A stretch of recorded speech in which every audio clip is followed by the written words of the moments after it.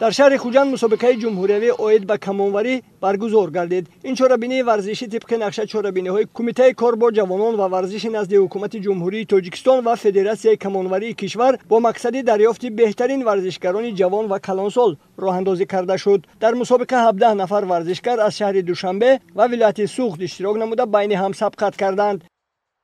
در مسابقه جمهوریوی اوید به کمانوری در ولایت سوخت اشتراک کردیم. در بین نورسان و کلانسالان جای دوم را اشغال کردم. مسابقه در سطح عالی گذشت. طول 10 سال هست که در همین ساحه ورزش کمانوری مشق میکنم. ما ورزشکاران بسیار هم خرسند هستیم که این نمود مسابقه برگزار میگردد. بگذار بسیارتر شود که ما در دیگر دولت ها رفته اشتراک کنیم و پرچم تاجیکستان را بلند برداریم. ورزشکاران در مسابقه تنها در مسافه 70 جمع 70 متر مهارت سنجی کردند. مسابقه هم در نمود انفرادی و هم در نمود دستوی آمیخته جریان گرفت. 2 سال می شود که در مسابقه اشتراک میکنم. امروز در شهر خوجند مسابقه جمهوریوی برگزار گردید که در این مسابقه ما ورزشکاران از شهر دوشنبه اشتراک کردیم.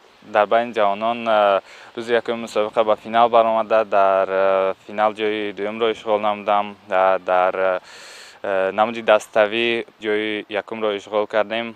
ما در آینده کوشش به خرج میدیم که در مسابقه بین المللی اشتراک نموده سزاوار جایهای نمایان گردیم. در نمود انفرادی مقام اول را بین جوانان عبدالملک غنیوف و فاطمه زلفقاربک صاحبی کردند. بین کلانسالان محمد عظیم رؤوفов و فیروزه زبیدova مدال‌های طلا را صاحب شدند. در نمود دستوی آمیخته سروش کریمov و امینه خورشیدزاده مدال‌های طلا را به گردن آویختند.